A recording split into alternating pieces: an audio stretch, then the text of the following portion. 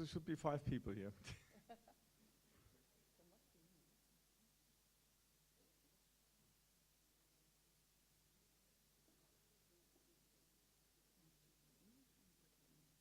You can do it in Portuguese, this would be great. Whatever. They have translations. So whatever you want. But then it's not the huge. Okay. So ladies first. Okay. Thank you. Yeah. Thank you. Bem-vindo. My name is Karen, Catarina in Português. I will talk in English because that's a bit easier for me eventually, although having spent 10 years of my life here in Portugal. Our group studied the food chain project. And one of the main conclusions we had is that this is a fantastic model to be used here in Portugal and particularly here in Idanha Nova. We could use it. It has been tried out in other countries. There is this wonderful example in Switzerland. And what it does give is give Portugal back the opportunity to face agriculture in the interior and make it viable, make it sustainable. Because it's a way of farmers cooperating with markets, with restaurants, with a local situation where everybody support each other as entrepreneurs, but with a social inclusion vision. So that was the main conclusion from our project, that we felt like we would like to implement this. There were already some people here from Idanha Nova present in our group, that we would feel there would be a possibility to use this in Idanha Nova as a prototype and request the secretary to support this.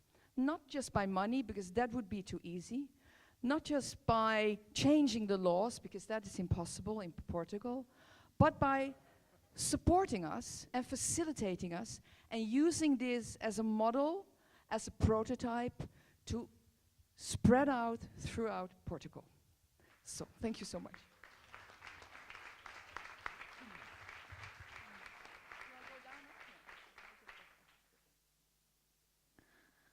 Okay, so I'm a bit nervous. Our group talked about basically alternative education, more specific in universities. And we made a circle to share who we are and what brings us there.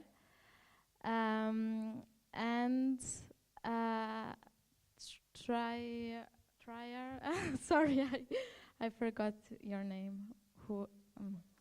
Tryon, exactly. Thank you.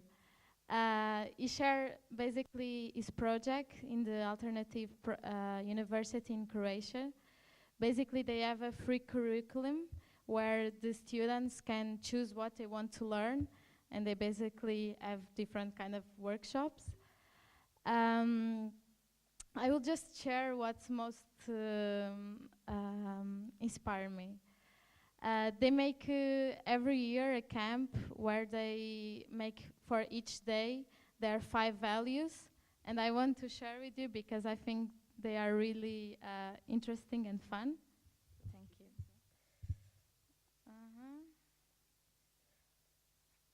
Okay, so learn like crazy, play like a child, be kind to yourself and others, share your freedom, and relate authentically, and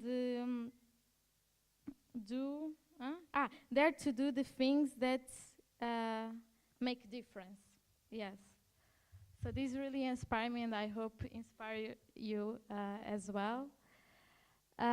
He also shares some really nice education projects around the world. If you want to know about him, maybe you should talk with him. And then we had more kind of open space to talk and share our ideas. Yes, I think that's it.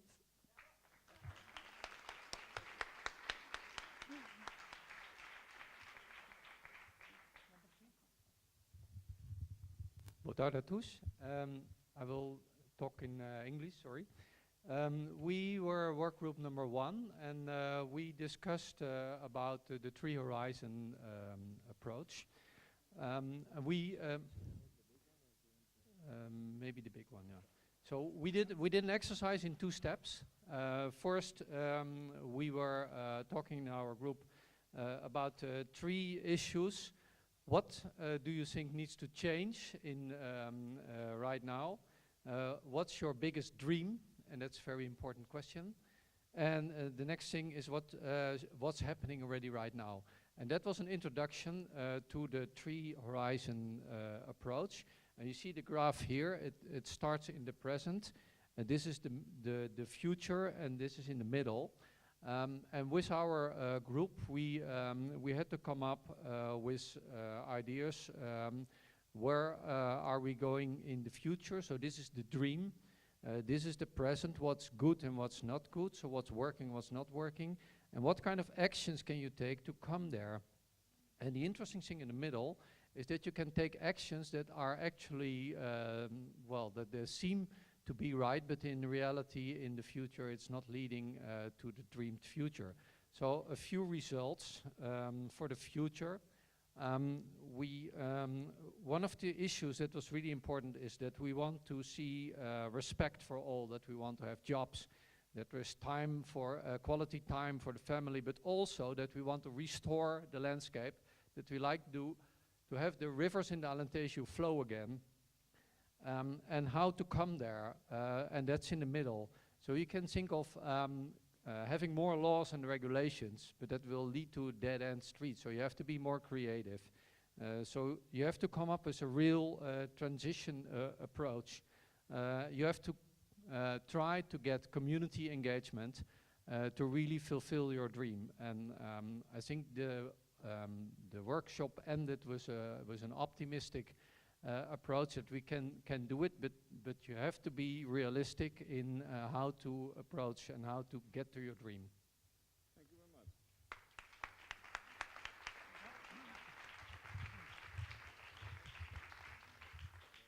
I belong to group number 4, and we discussed how to protect and to restore nature and how we could be eco-entrepreneurial. Our group was very diversified. We had people from different countries, different continents even. And we discuss deeply the experience of Madeline, and it was said that we should profit in terms of there are a value that we need to profit if we want to develop such kind of society like we have. We should profit the enormous prestige of our city council. If we want to attract young people to start with new business, the new business need normally funding. And if new people go to the banks, they don't give them credit. So it was said that one possibility would be to create a fund on the municipality and together with some kind of committee of local people, follow each project until the final success. The risk would be very low because the project will be followed day by day. It was also said that there are 2 other pillars that for local development in small societies like we have. One is to attract young people, to protect nature. We need new techniques, new people. By the way, it was said that the university was not present. The presence of the university was not too big. And it was said that we would like to see more young people in this event, which we all believe that it was very, very, very innovative. But to attract young people, it's one pillar. One pillar could be to create, because in the community I know better, at this moment there are 5 persons looking for the opportunity to create new jobs or new business. City Council has a program also to support them. But the program needs financing, and the financing suggestion is creation of a fund managed by the City Council together with local people. And we need also to create conditions to tell the older people that yes, you can stay in our village because you have all the responses. Again, it was said that at this small community of less than 300 inhabitants, it was created home retirement with 12 jobs. So we can imagine what represents 12 jobs in a small society of 300 people. It was also said that there is a pillar that it's very important to follow, not exclusively dedicated to the agriculture, but the pillar of the tourism is very important in our communities. And again, it was said that the tourism has to be supported in the local traditions. And in the case we have analyzed with some detail, the Jewish culture was very important, and together with the municipality it was created a sequence of events, and it was created the basis of a project, which was to create interpretative center of the Jewish culture. With one advantage is to create, again, more jobs and to base the development on local traditions. One of our colleagues, one colleague spoke about about Castelo Branco areas and the effect that the destruction of some village, old village of Xisto, had created on this colleague of us.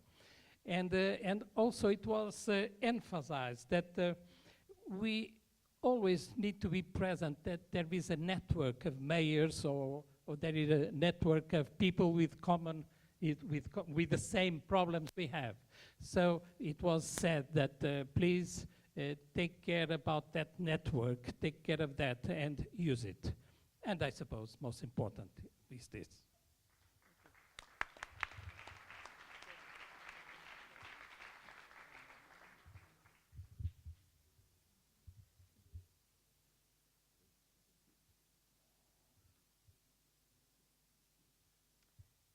Hello, everybody.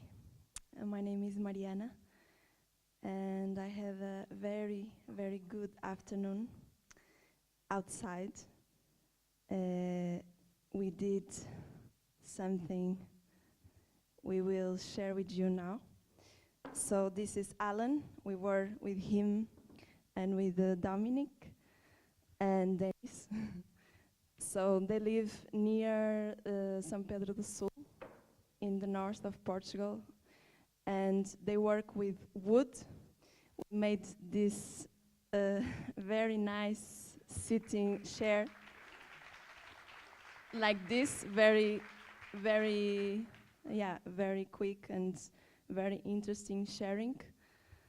So for me, what inspired me more in this sharing was how to work with the wood. I didn't know they have so much tools to work with wood, amazing tools, not with electricity. And also how to treat the wood, when to cut it, in which moon, and the most important, how to respect the nature, to use the trees that grow here. And something crucial is if you use the wood to also plant, and in everything we do to create this cycle, balanced cycle to receive and to give, like the nature. Thank you.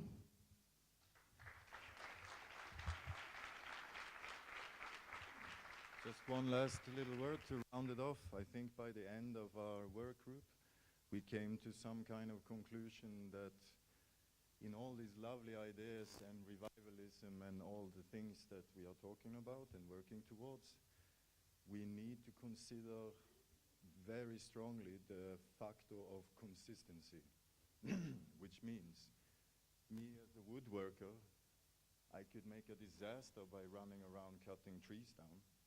It's very important that I take the consistency and plant, but also treat and keep the forest and manage it. This is my example.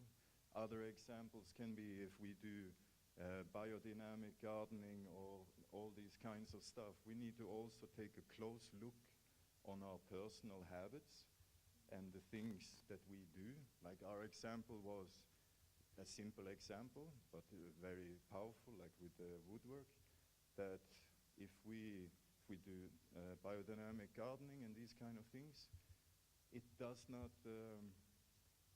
go consistent with certain habits, like for example a water closet, like the toilet. This was our example. And we came to the conclusion that no matter what is happening, the people need to look for consistency in what they do and how they think, and that we don't just externalize all the problems to, we can do this, we could do that. There's this problem, there's that problem, because the actual most important factor here, I think, and we kind of came to this, is that we need to change ourselves. If we don't make an internal deep change, then all these fantastic things are actually coming short. Thank you. Thank you, Alan. Thank you, Alan. And thank you all for your work. We had, I think, a quite intense day today with several speakers from several countries and also working groups. Now we come and would like to discuss with you both. And, Elsa, tenho uma capa minha, podias trazer. Muito obrigado. Quero, antes de passar a palavra ao Sr. Secretário de Estado das Florestas e Desenvolvimento Rural, pessoalmente já falamos um pouco nisso. Eu gostaria que o Sr. Secretário de Estado fosse mais do desenvolvimento rural, incluindo as florestas, obviamente. Este é um desafio que temos para Portugal, e quem me conhece sabe do discurso que nós fazemos neste âmbito, que o mundo rural seja um espaço de oportunidade e de desenvolvimento. E, quiçá, com isso conseguimos prevenir de uma forma muito significativa as tragédias que tivemos este ano em Portugal. Sobre isso poderíamos falar muito e com certeza que ainda o debate vai longe. Mas eu disse de manhã que um dos propósitos dos quais eu me sinto mais satisfeito na minha experiência como autarca é a possibilidade de nós podermos mobilizar agentes jovens. Já se falou aqui nisso hoje. E é aí que eu me sinto muitíssimo realizado quando conseguimos alguma conquista. Idanha conseguiu aqui algumas conquistas nestes últimos 4 anos. Nós assumimos uma aposta na educação dos 0 aos 114 anos.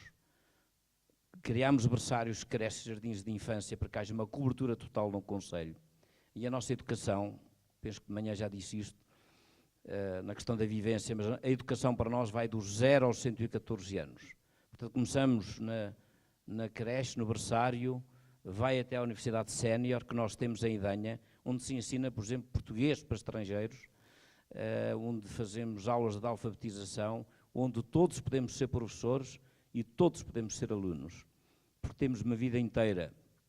No caso de Idanha, aos 114 anos, explico aqui ao Sr. Secretário de Estado que nos esteve de manhã, não ouviu, tivemos uma cidadã que viveu aqui até aos 114 e, portanto, esta é a nossa esperança de vida aqui. E, portanto, a educação é absolutamente fundamental.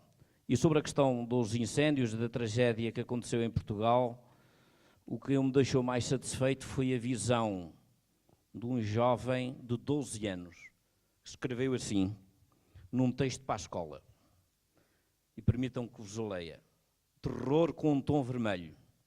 Verão, palavra que durante este ano será posta na lista negra, pois foi devido a esta estação e a muitos outros fatores, como as alterações climáticas, pouca umidade e a não limpeza de matas, que fez com que grande parte da área florestal em Portugal ficasse reduzida a cinzas. O terror parece nunca mais ter fim e é necessário agir o mais rápido possível antes que aconteça o pior.